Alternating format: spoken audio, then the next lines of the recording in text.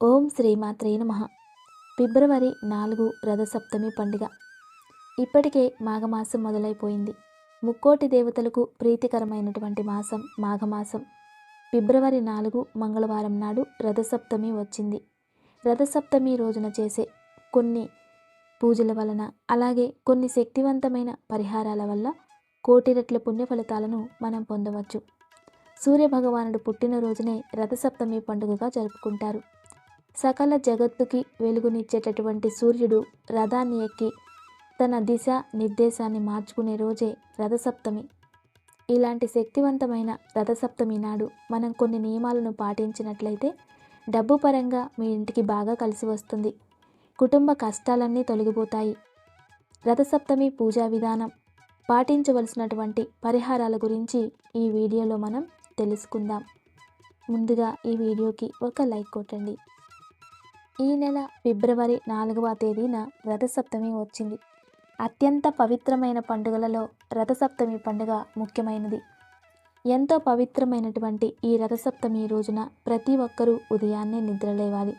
ఈ రోజున పొరపాటున కూడా ఆలస్యంగా నిద్ర లేవకూడదు. ఈ రథసప్తమి పండుగ రోజున ఇంటి ముందు ఖచ్చితంగా రథం ముగ్గును వేసుకోవాలి. రథసప్తమి రోజున ఖచ్చితంగా తలస్నానం చేయాలి. ఈ రోజును తలస్నానం చేయడం వలన మీ జాతకంలో ఉన్నటువంటి అష్టదరిద్రాలు తొలగిపోయి మీకు అష్టైశ్వర్యాలు కలిసొస్తాయి. ముఖ్యంగా ఈరోజు స్నానం చేసేటప్పుడు నీటిలో జిల్లేడు ఆకులను వేసుకుని తలస్నానం చేయాలి.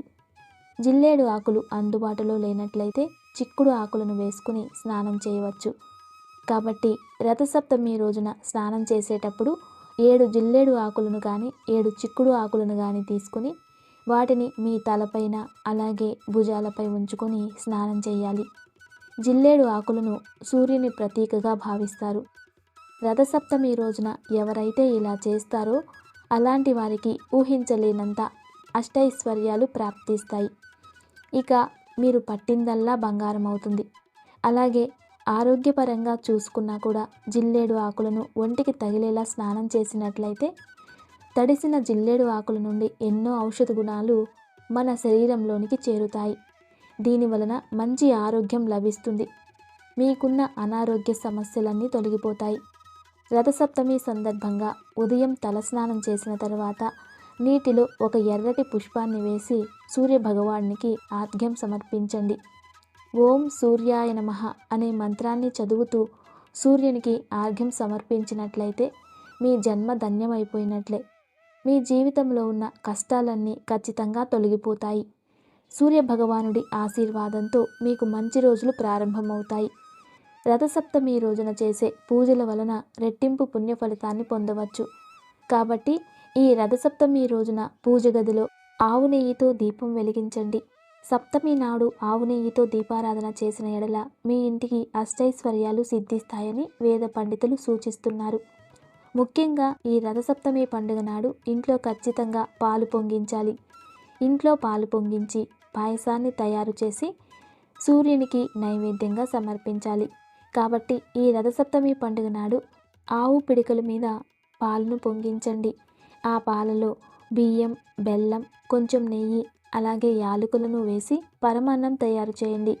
ఈ పరమాన్నాన్ని దేవుడికి నైవేద్యంగా పెట్టేటప్పుడు చిక్కుడు ఆకులపైన పరమాన్నాన్ని వేసి దేవునికి నైవేద్యంగా సమర్పించి మీ మనసులో ఏది కోరుకున్నా సరే అది ఖచ్చితంగా నెరవేరుతుందని నమ్మకం. అలాగే ఆయుర్వేద గ్రంథాల ప్రకారం చిక్కుడు ఆకుల మీద వేడివేడి పరమాన్నాన్ని నివేదించినట్లయితే ఆ ఆకులోని ఔషధ గుణాలు పరమాన్నంలోకి చేరుతాయట.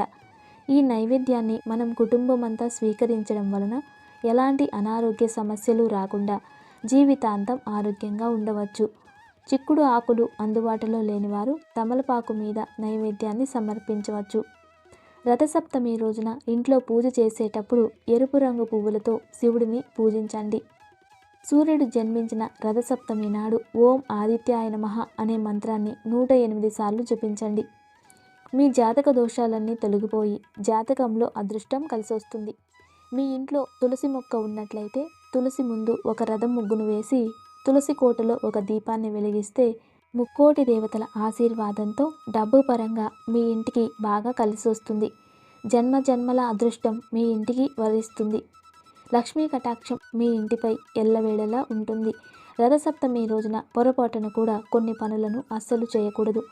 రథసప్తమి రోజున ఉప్పు తినకూడదు. ఈ రోజున ఉప్పు తినడం వలన జాతక దోషాలు ఏర్పడతాయని నమ్మకం. అలాగే ఈ రోజున ఎవరిపైనా కోపం చూపించకూడదు. వివాదాలకు దూరంగా ఉండాలి. అంతేకాకుండా మద్యం, మాంసాహారానికి కూడా దూరంగా ఉండాలి. రథసప్తమి రోజున భార్యాభర్తలు గొడవలు పడకూడదు. ఇది పేదరికానికి దారితీస్తుంది. అలాగే మధ్యాహ్న సమయంలో అస్సలు నిద్రించకూడదు. ఈ రథసప్తమి రోజున సాయంత్రం సమయంలో ఏదైనా శివాలయానికి వెళ్ళి శివుడిని దర్శించుకున్నట్లయితే చాలా మంచిది.